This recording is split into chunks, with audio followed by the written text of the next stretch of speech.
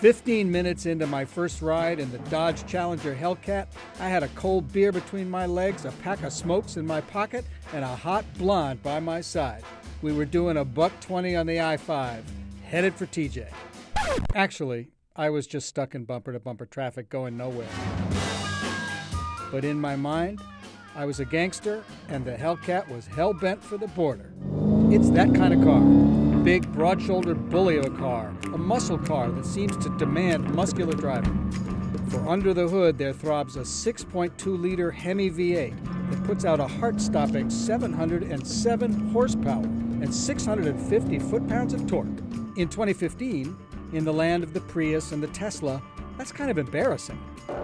Dodge calls this a classic American muscle car, but it drives like a getaway car. Like you've just pulled a bank heist, even if all you're getting away from is the drive-thru at the ATM. It's a loud, angry, gas-guzzling monster that snorts and snarls like a stuck pig. It's a big car, 16 feet long and 4,100 pounds, best suited to the open road. The raw power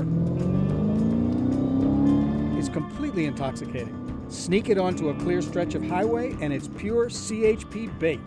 The Hellcat goes from 0 to 60 in 3.6 seconds.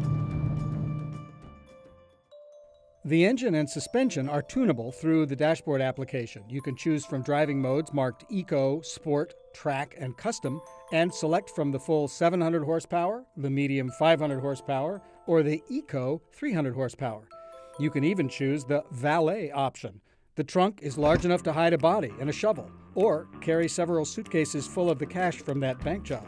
But the door handles, hidden and hard to reach, seem to have been an afterthought. You wouldn't want to be looking for them in an emergency. But what could possibly go wrong? Fuel economy? Don't even ask. Though Dodge and the EPA rate the Hellcat at about 16 miles per gallon, I got barely over 10.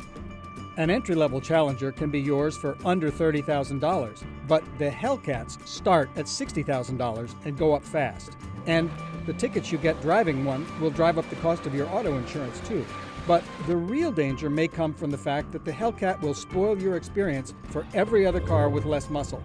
I got into my daily driver after a few days in the Challenger and stomped on the gas. It was like putting my foot in a bowl of oatmeal.